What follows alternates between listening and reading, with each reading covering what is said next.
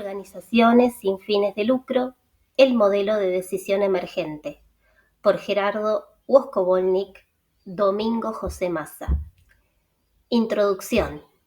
Más de 4 millones de personas en nuestro país dedican su tiempo y también dinero ofreciendo su aporte voluntario a través de diferentes organizaciones sin fines de lucro orientadas a satisfacer las más variadas necesidades de la población, desde aspectos básicos como la salud, alimentación y educación hasta la cultura, el deporte y las necesidades espirituales, entre otras.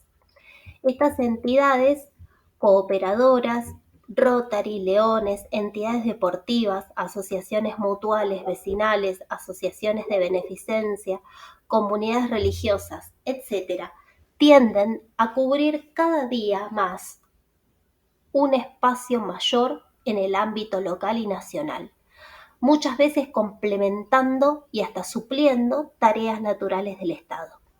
Esta importantísima labor desarrollada por las entidades no gubernamentales, ahora denominadas del tercer sector, es analizada en las mayores esferas internacionales. Organismos como el FMI, Banco Mundial y el BID suponen que en el próximo siglo las entidades no lucrativas, organizaciones no gubernamentales, adquirirán mayor protagonismo. Por lo general, la mayoría de las organizaciones civiles son conducidas por comisiones o consejos directivos de los cuales cargan sobre sus espaldas la responsabilidad de llevar a cabo las tareas conducentes al logro de los fines institucionales, para lo cual se ven impedidos necesariamente a tomar decisiones en el accionar cotidiano. El desafío de la decisión.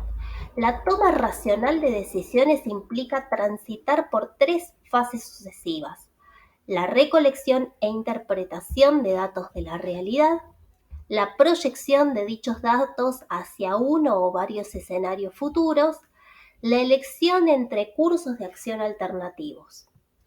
Las organizaciones son racionales en la decisión, pero la racionalidad no indica el grado de coincidencia entre la realidad y las percepciones de los involucrados en su formulación.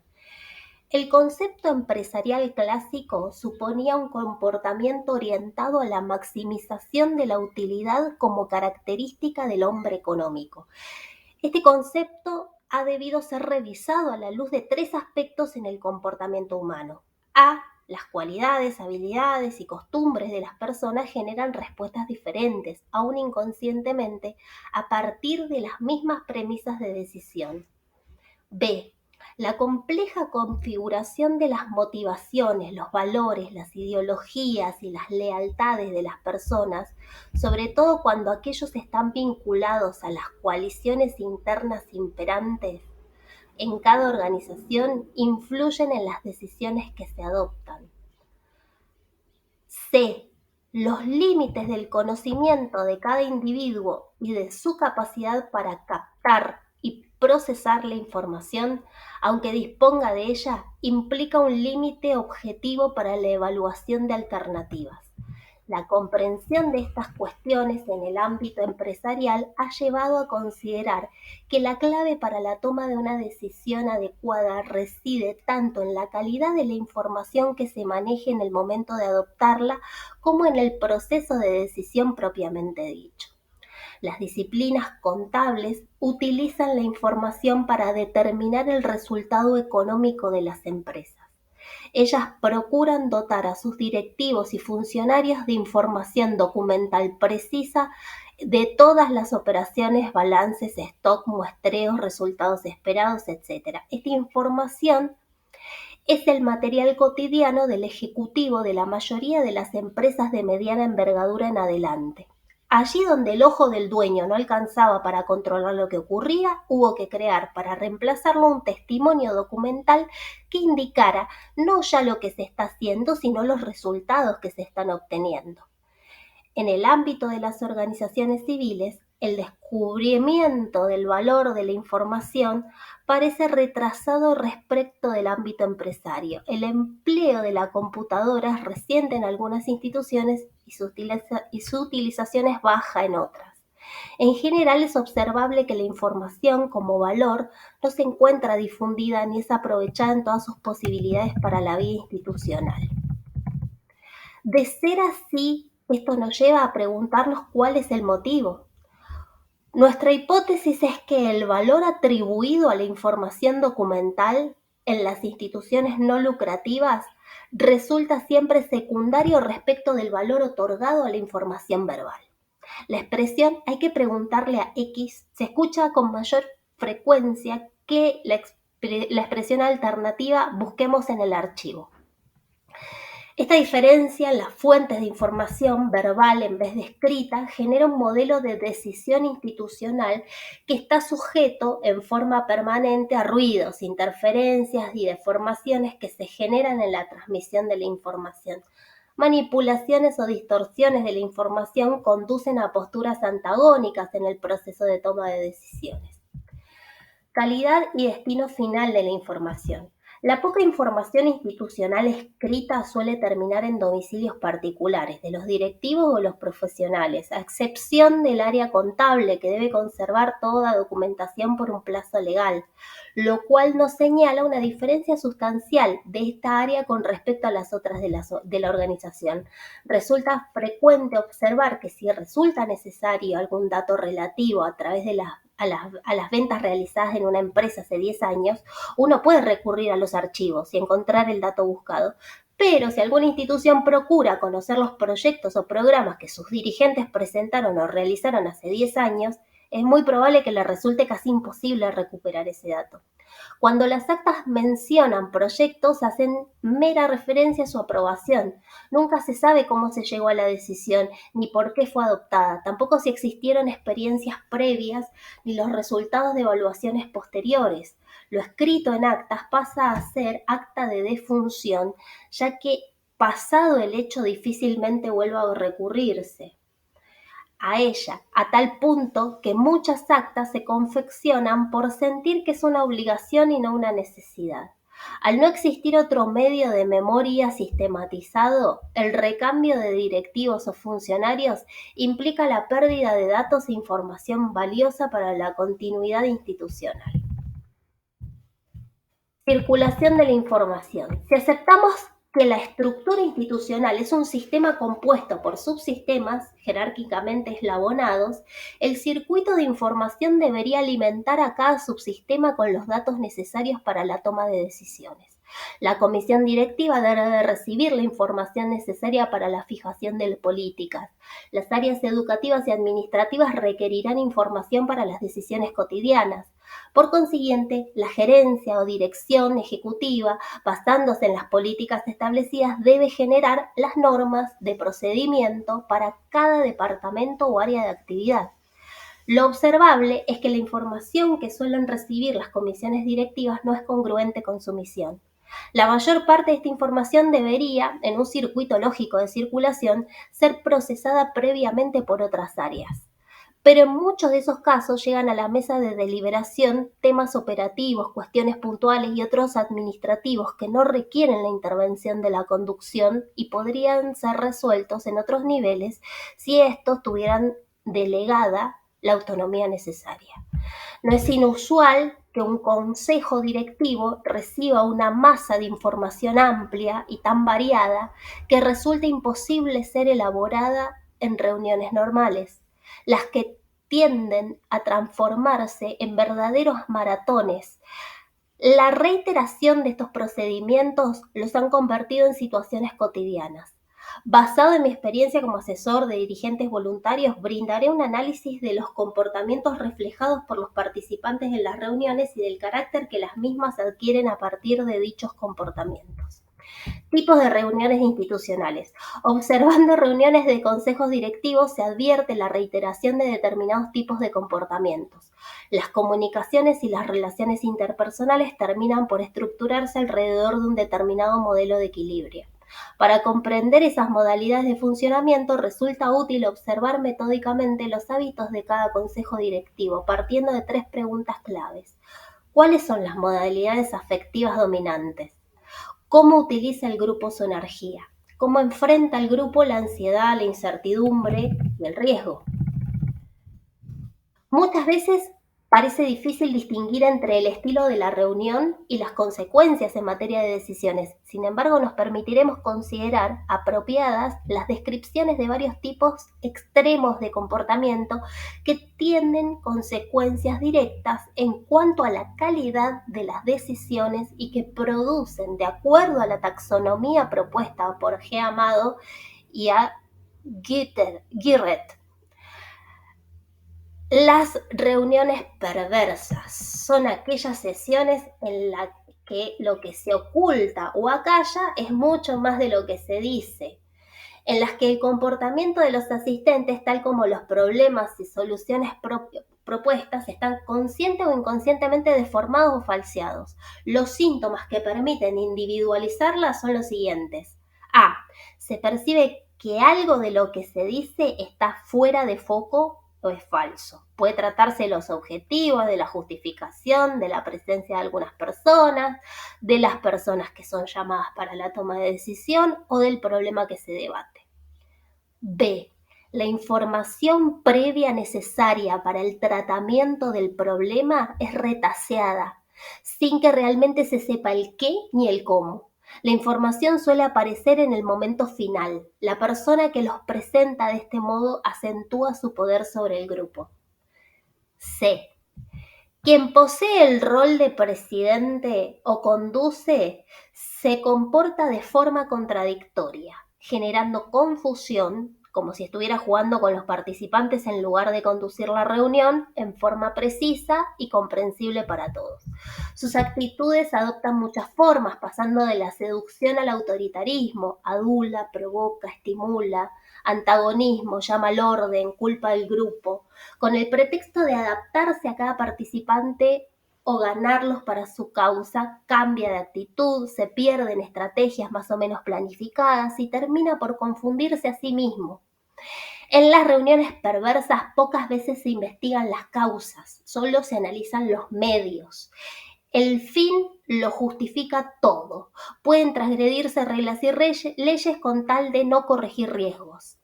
Se construye la realidad a través de planes y programas con los que se procura convencer a otras personas atrayéndolas a la causa perseguida. En muchos casos se atribuye validez a informaciones no verificadas o no verificables por los demás miembros. La reunión lleva a decisiones muy diferentes de las que se podrían tomar si los miembros contaran con información verificable y a tiempo. Las reuniones obsesivas. En estas reuniones la regla y el ritual se hallan por encima del pensamiento. Se las distingue por su formalismo, por la pesadez del ambiente. Los procedimientos utilizados en otros lugares con elasticidad se vuelven preponderantes hasta ahogar toda espontaneidad y afectividad. El orden del día se convierte en una atadura. La participación por turno se torna en un ritual intocable. El lenguaje es cuidadoso pero carente de vida. Las posturas son rígidas.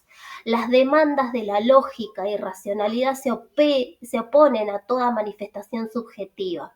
Toda digresión o discusión es cortada con llamadas al orden que implican un ejercicio compulsivo de la autoridad. La realidad del grupo se presenta regida por los reglamentos. En estas situaciones la energía se deriva de la realidad hacia la idea. Los discursos sobre la acción que habría que emprender reemplazan a la acción misma. Se evita la ansiedad por medio de una búsqueda de las condiciones óptimas para la acción y ese comportamiento de los participantes precisamente evita que la acción sea puesta en funcionamiento. En este tipo de reuniones se evidencia una fuerte tendencia persecutoria. Se percibe una amenaza que viene del contexto y que pone en peligro el equilibrio. Puede tratarse tanto de un factor competitivo, intrainstitucional o externo. La acción de un área o departamento, una reglamentación nueva o cualquier otra razón que pueda ser traída por un participante ansioso contamina el resto. Las características egocéntricas de cada individuo también influyen sobre el clima grupal. Aquel que solo quiere hacer triunfar su verdad y su derecho no admite posibilidades de duda. Sigue ciegamente su lógica apasionada y toda crítica, toda observación es interpretada como un ataque. Los demás en su conjunto representan amenazas potenciales. Este comportamiento genera un clima de desconfianza, de falsa sumisión. Los participantes prefieren mostrar una total dependencia antes que sufrir las agresiones del miembro que se ha apropiado de la reunión. Algunas veces estilos paranoicos y manipuladores se unen y mientras uno de ellos piensa y propone los grandes combates y los grandes objetivos, otro ejecuta, planifica, controla, formula proyectos que a veces resultan delirantes. Las reuniones histéricas. Contrariamente a lo que ocurre con las reuniones obsesivas, en las reuniones histéricas la energía está positivamente liberada. La situación patológica deriva de un exceso que presenta varias facetas. La dramatización. Un proyecto se presenta integrado por cualidades casi milagrosas. Es una propuesta extraordinaria, es una actividad que no puede fallar, etc. El gran mensaje del miembro que pone el proyecto es la movilización general capaz de galvanizar las energías. Este miembro trata de comunicar su fe, recalca los resultados que se obtendrán y termina por seducir al grupo. El objetivo más importante de esta modalidad de reunión es que los medios requeridos para lograrlo se tornen más importantes que los recursos disponibles. El análisis racional del proyecto y los esfuerzos que exige se dejan de lado bajo el pretexto de la urgencia y la eficacia de lo propuesto. La acción inmediata, muchas veces desordenada, no deja tiempo para divergencias. Jugar a la acción absorbe toda la energía de los individuos. Las reuniones depresivas. En ciertos momentos, en cualquier reunión puede aparecer una pasajera actitud depresiva.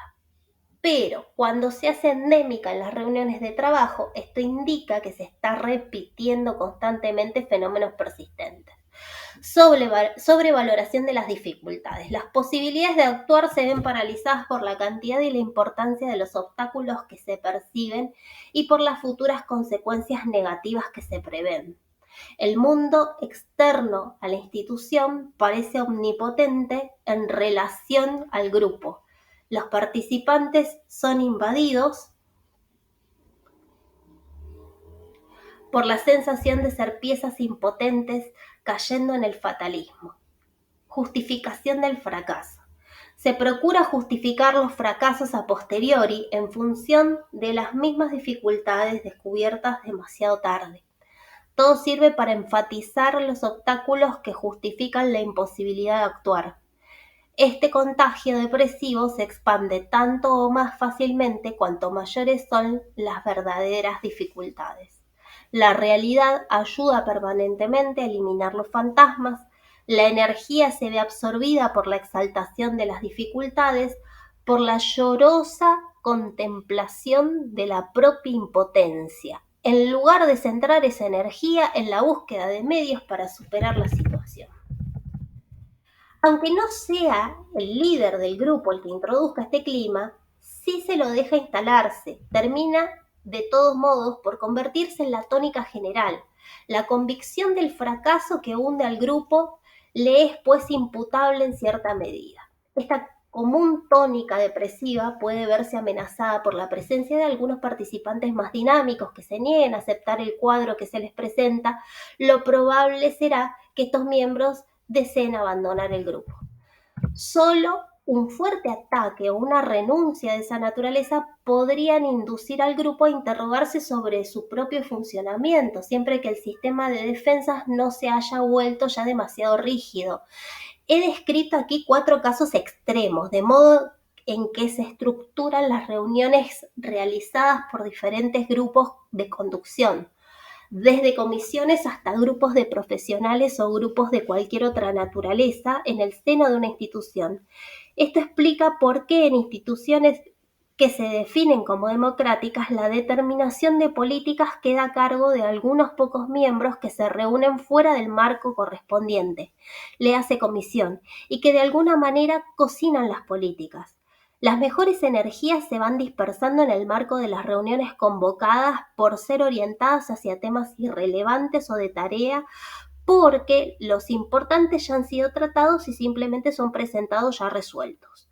He presenciado una mesa directiva discutir toda una sesión por la falta de micrófonos en la última actividad realizada, en vez de tratar el tema del día relativo al presupuesto a ser asignados a cada área de la institución. Mientras las diferentes áreas están pendientes de la aprobación de recursos para realizar sus actividades, a veces la comisión directiva tratará cuestiones menores con amplio desgaste, tratando los temas importantes en forma rápida y desorganizada. Se generan entonces decisiones apresuradas en reuniones tensas, donde los comportamientos individuales se orientan hacia los extremos. Siempre existe, de hecho, una distribución de recursos que no se manifiesta en forma explícita. Si analizáramos el balance de una institución en un momento determinado, podríamos ver claramente hacia dónde van los egresos y muy probablemente los directivos se sorprenderían al ver, por ejemplo, que entidades cuya finalidad es brindar educación o servicios, la asignación de recursos se destina mayoritariamente hacia otros ítems, como la administración o mantenimiento de edificios. Racionalidad y procesos de decisión. Tal como he señalado, la toma de decisiones se ve viciada en el ámbito institucional por distintas limitaciones de la racionalidad. Estas se evidencian ante la elección entre cursos de acción alternativos. Cuando nos preguntamos qué nivel de información se requiere en cada punto de la estructura y qué tipo de decisiones llegan a cada nivel, necesitamos investigar el proceso de decantación que afecta la calidad de la información de retorno que llega a las mesas directivas después de haber circulado por toda la estructura institucional. La dirección ejecutiva de cualquier organización voluntaria tiene una responsabilidad prioritaria respecto del manejo de la información. Debe establecer pautas que permitan discriminar los temas a ser tocados y separar aquellos que no son necesarios a la mesa de conducción. En la empresa las jerarquías son verticales, mientras que en las instituciones coexisten líneas paralelas y puede suceder que dos directivos den a un mismo empleado instrucciones que se contradicen entre sí. Esto da por resultado situaciones verdaderamente kafkianas que terminan en frases como la siguiente: señorita, ¿quién le dijo que haga esto? Vaya a decirle a quien le dio esa orden que yo digo que no debe cumplirla y que en cambio debe hacer otra cosa. Al no existir documentos que permitan el control a través de datos escritos, el directivo está permanentemente sujeto a la información que le es transmitida. Es decir, está permanentemente sujeto al riesgo de creer con certeza en datos no comprobados. Un error común de los directivos es adoptar posiciones basadas en las percepciones circunstanciales de un momento puntual de la vida institucional. La institución es un proceso continuo. La visión fragmentada es tan frecuente como incorrecta. El proceso decisorio. El proceso que lleva a la decisión es uno de los aspectos significativos en el establecimiento de las líneas de autoridad interna en la vida institucional. Gran parte de las decisiones que es necesario adoptar pueden resumirse en dos claves: cómo atender las múltiples necesidades con recursos siempre escasos; cómo incrementar los recursos disponibles sin aumentar las necesidades. Planteadas de este modo, ambas preguntas se complementan y terminan convirtiéndose en un dilema de imposible solución. ¿Cómo convertir ese dilema en un problema? Nosotros podemos entender que un modo de hacerlo consiste en recorrer el camino de la decisión, o sea, el proceso que permite llegar desde la situación originalmente planteada, la detección de una necesidad, hasta la decisión que se adopta al respecto. ¿Por qué es importante este proceso? Si estuviéramos dedicados al análisis de una empresa unipersonal, veríamos que el proceso decisorio se desarrolla en un contexto relativamente cerrado. El empresario individual resuelve de acuerdo a su evaluación de las alternativas y a veces ampliada por la consulta con asesores externos sobre temas específicos. Cuando la empresa crece y la decisión le impone al empresario la consulta con por lo menos sus socios en el negocio, la evaluación de riesgos y alternativas se amplía. El proceso decisorio tiende a abrirse. En el caso de la gran empresa, la organización ocupa el rol del empresario individual. El proceso decisorio se torna complejo, ya que resulta necesario incorporar opiniones, criterios, valores de múltiples individuos que confluyen desde los distintos niveles de la estructura. Las empresas que tienden a la excelencia adoptan como lema mantenerse en contacto, tratando a los empleados como ganadores en vez de perdedores.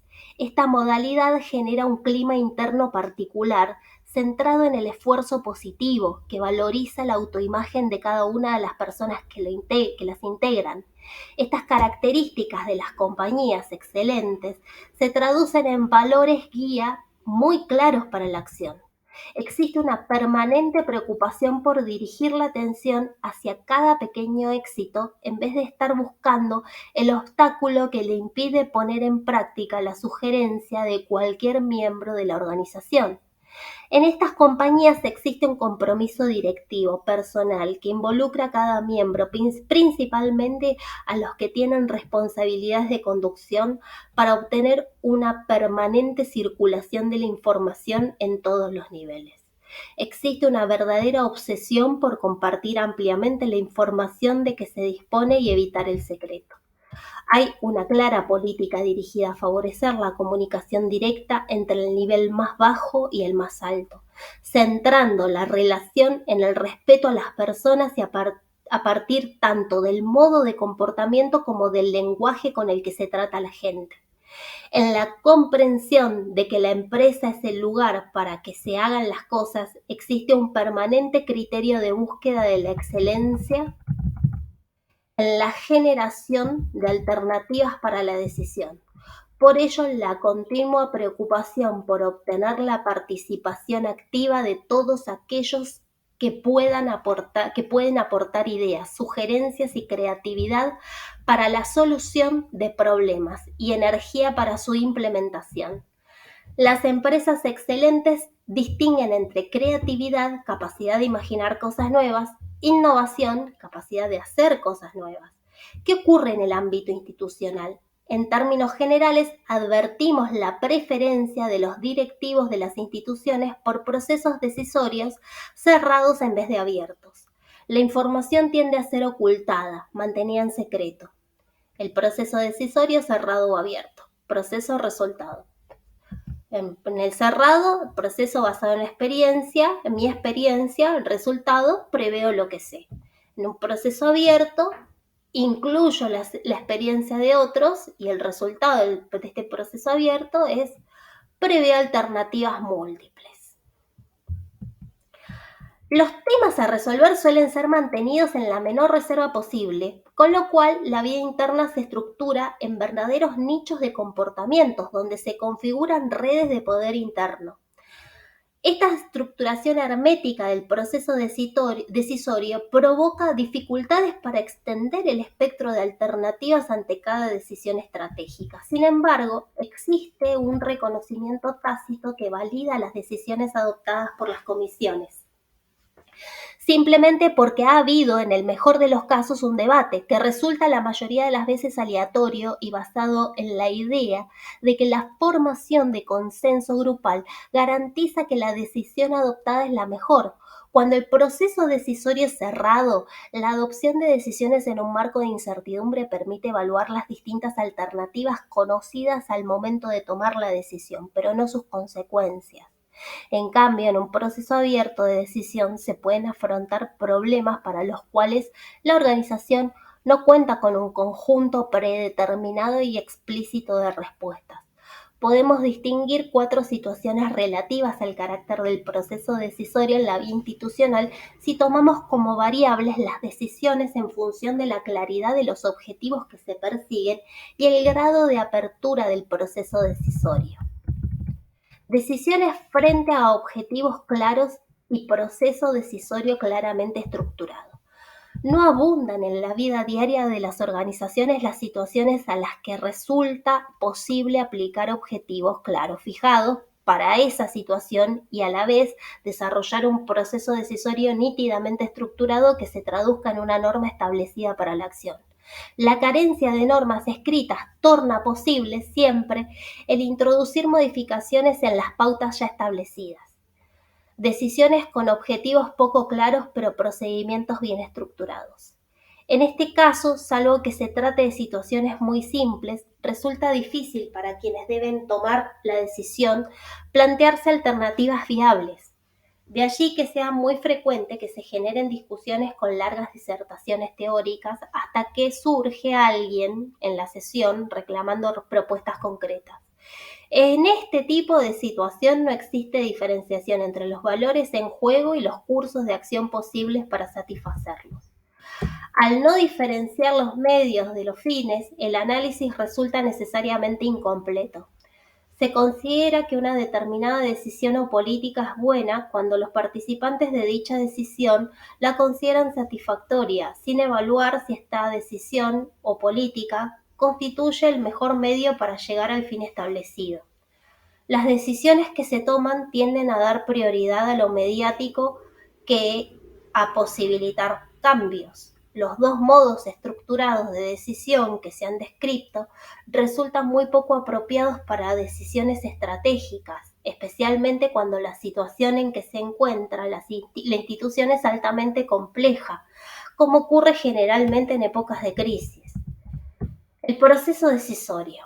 Para comprender el camino que siguen las decisiones que carecen de un procedimiento estructurado, se hace necesario vincular las opciones estratégicas de las instituciones con el contexto en el que actúan y con su estructura orgánica interna, considerando la estructura interna como la resultante de una orientación estratégica determinada. Las medidas que se adoptan frente a situaciones nuevas y la correspondiente asignación de los recursos necesarios deben ser evaluados respecto a su pertinencia para el aprovechamiento de las oportunidades estratégicas. El costo invisible por la pérdida de oportunidades tiene una incidencia sumamente significativa en la economía institucional.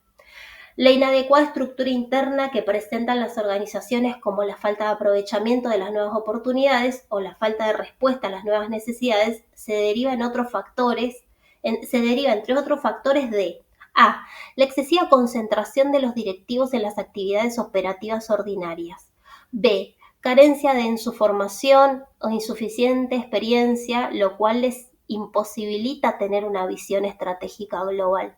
La situación mayormente verificable no es aquella en la que la estrategia determina la estructura interna de la institución, sino la inversa, que en función de la estructura establecida se tiende a diseñar la estrategia para su conservación y mantenimiento. Un enfoque alternativo llevaría a reducir la complejidad del proceso de resolución de los problemas institucionales a partir de establecer relaciones relativamente simples entre los elementos básicos que definen a cada uno de los problemas. Entendido de este modo, cada problema estratégico podría ser dividido en problemas menores que resultarán más fácilmente solucionados. Desde este enfoque, la solución de problemas estratégicos podría resolverse detectando las diferencias entre las situaciones presentes y la situación proyectada. Al actuar de este modo, el proceso decisorio dirigido hacia la participación permite establecer un circuito inverso al propuesto por el modelo empresarial clásico, mientras en la concepción tradicional conducir las organizaciones era el arte de trasladar las ideas pensadas por los directivos hasta la mano de los ejecutores.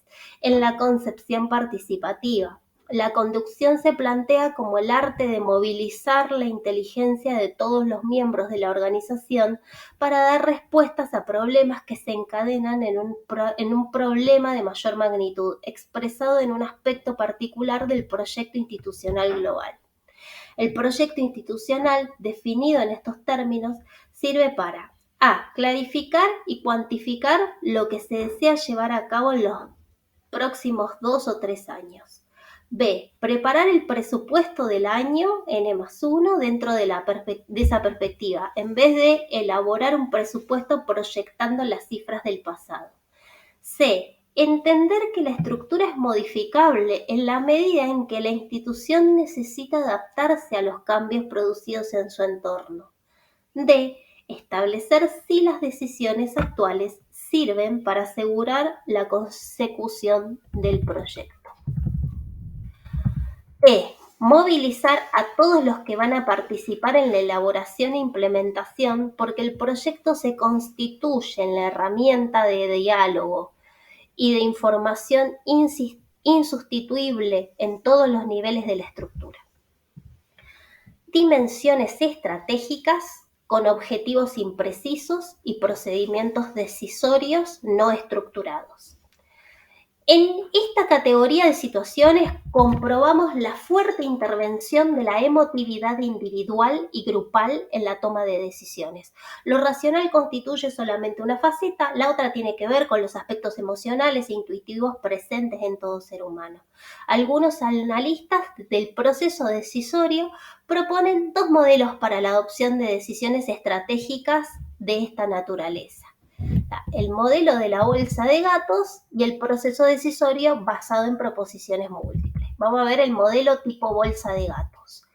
En este modelo el resultado de una decisión depende de una suerte de anarquía organizada que se ve caracterizada de la siguiente forma. Cada institución cuenta con una colección de posibles soluciones a priori que buscan problemas a los cuales ser aplicadas.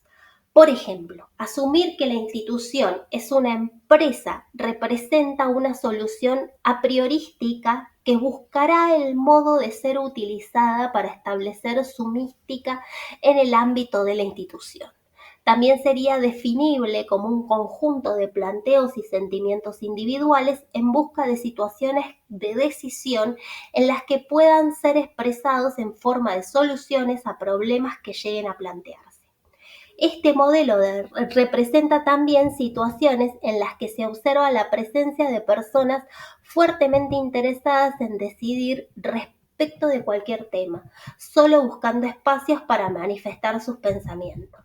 En las instituciones que funcionan de acuerdo con este modelo, resulta frecuente que todos se sientan capacitados para opinar respecto a todas las temáticas, como por ejemplo, en aquellas comisiones donde personas sin capacitación ni conocimiento en áreas especializadas, por ejemplo educativas, se sienten con total idoneidad para opinar sobre los contenidos de programas profesionales o acerca de metodologías empleadas.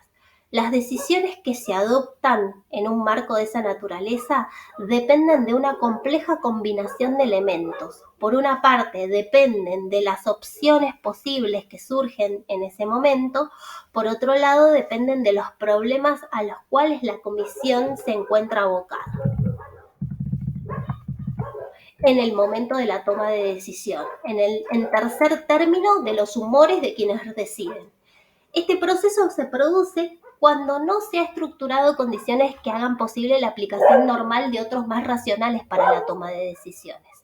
No obstante, el proceso decisorio de una institución requiere complementar la estructura del razonamiento lógico que permite combinar las distintas instancias necesarias para la toma de decisión con un manejo adecuado de lo irracional, en el sentido de una estructura que permita que afloren capacidades intuitivas, así como las creencias basadas en la fe y en la tradición, que indican que las cosas deben hacerse de una determinada manera, aun cuando no se tenga absolutamente claro por qué.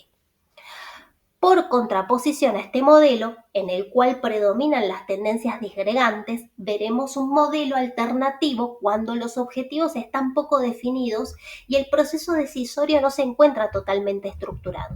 Y es el proceso decisorio basado en proposiciones múltiples.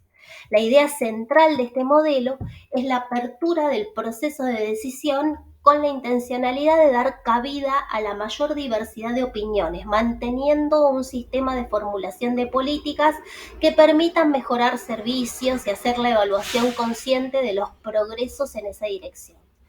Las condiciones adecuadas para la implementación de este modelo son A. Cada persona cuenta con adecuada y equilibrada dosis de autoridad y reconocimiento y competencia y información, capacidad de análisis y de negociación. B.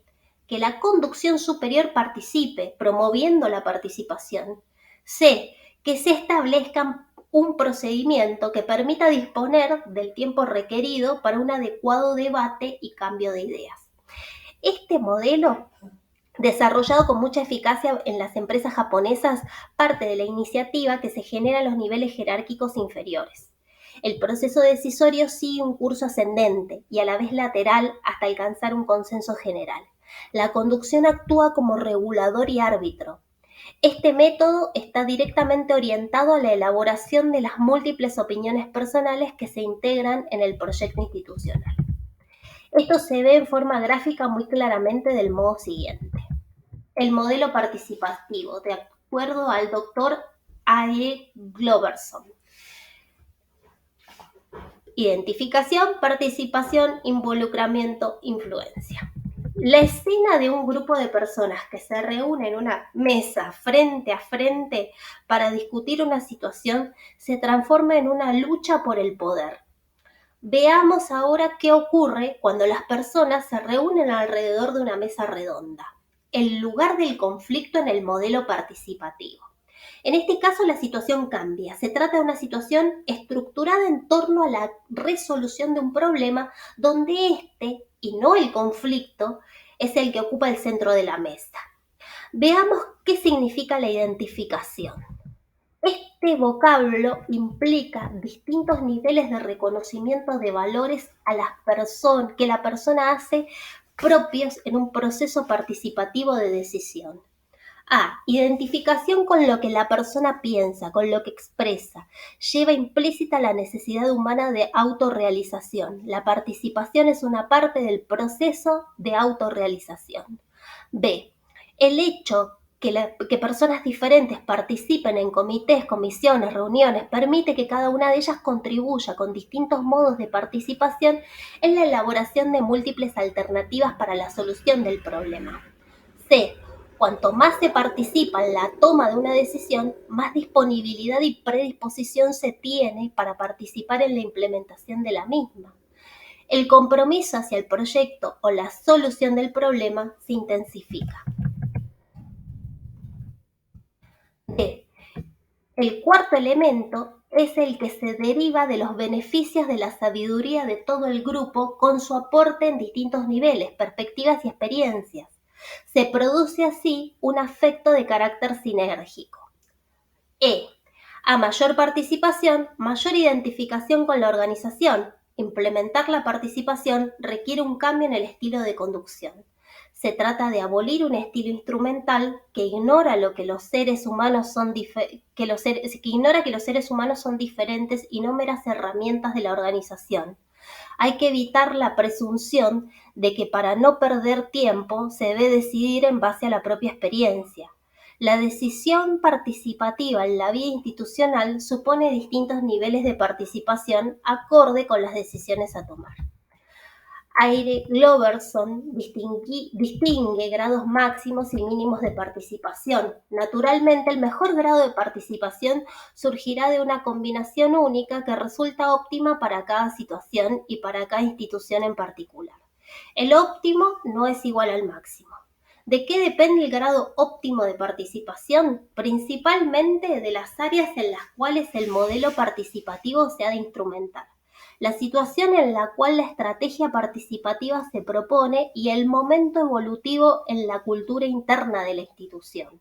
Debe tenerse en cuenta que, dada la cultura general de la sociedad argentina, frecuentemente la implementación de un sistema de decisión participativa genera resistencias. De allí que la transición hacia un modelo de decisión participativa debe ser hecho a medida, paso a paso, y asegurando el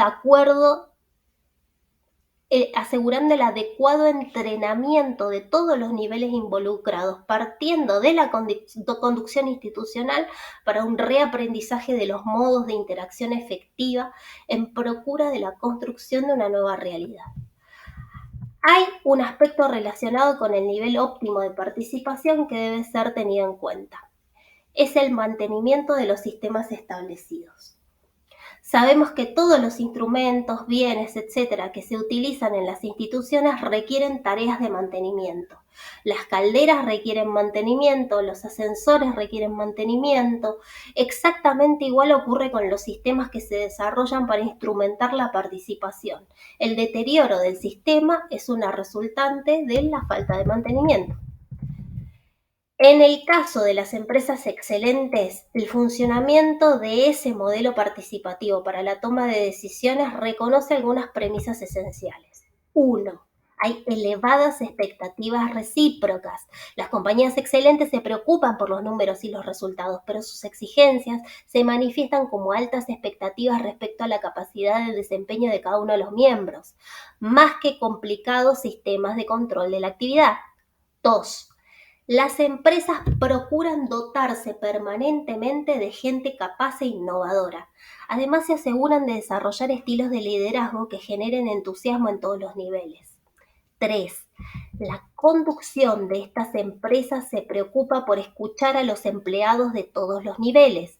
De allí que promueven permanentemente la posibilidad de hablar con cualquiera, en cualquier parte. Compromiso, enfoque, actitud uniforme hacia la excelencia en el servicio son características fundamentales de estas organizaciones. 4. En estas compañías la comunicación interpersonal es intensa. Sus características son la informalidad, la intensidad, los instrumentos para la expresión de ideas, tableros, paneles, etcétera, las reuniones que integran al personal que proviene de disciplinas diferentes, reunidas en relación a la innovación y a la confianza en los sistemas de control informal con preponderancia sobre aquellos de control formal. En este último punto es precisamente el que estas empresas consideran como la clave para entenderse con la gente, la confianza. Saben que algunos abusarán de ella. Estiman entre un 3 y un 8% los casos en los que la confianza se verá defraudada, pero por contraposición creen que hay un número infinito de razones por los cuales es preferible estructurar la organización sobre la base de la confianza en quienes trabajan en ella. Mientras las organizaciones centradas en la desconfianza se preocupan por lo que las personas no deben hacer. Estas empresas están permanentemente indicándoles lo que sí deben hacer, invitándolas a tomar parte y aprovechando las ventajas de su participación. El proceso decisorio, relación objetivos, estructura de la decisión. Claridad del objetivo, poca claridad. En el proceso estructurado infrecuente, poca claridad, nada, muchas dificultades. En el proceso no estructurado, objetivos poco claros, tenemos el modelo bolsa de gatos, proposiciones múltiples y tenemos una estructura de la decisión con mucha oportunidad. El modelo participativo en la decisión.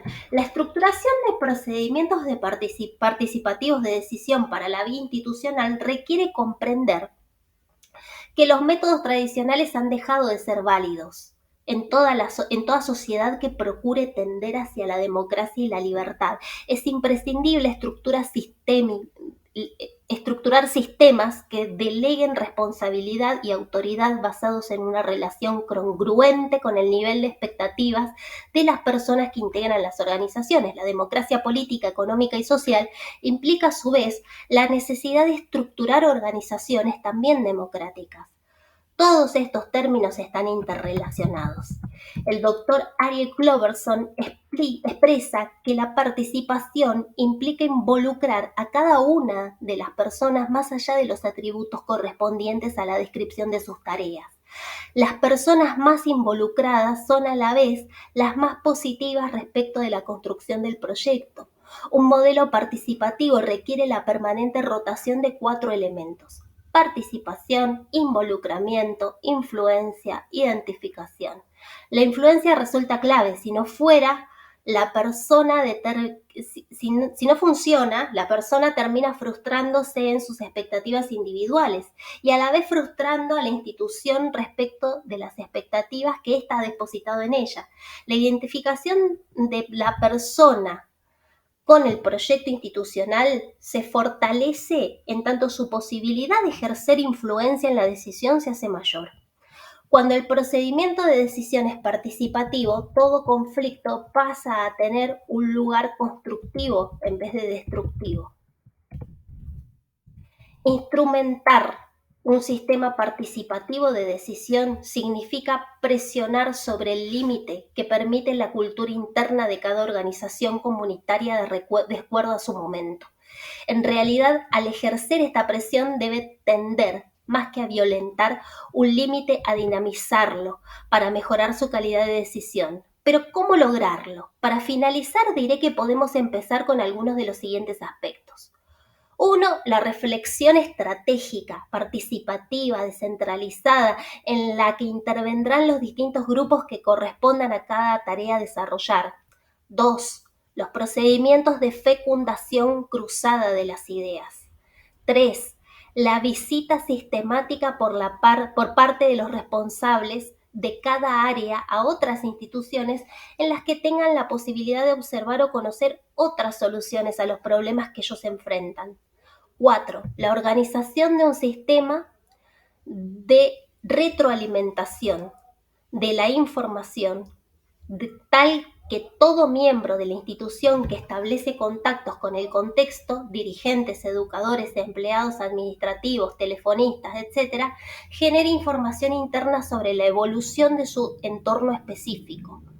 Un proceso decisorio de esta naturaleza, en vez de proporcionar fotografías instantáneas, estáticas y parciales del estado de una situación presente, será generador de posibles escenarios futuros en permanente cambio. Esto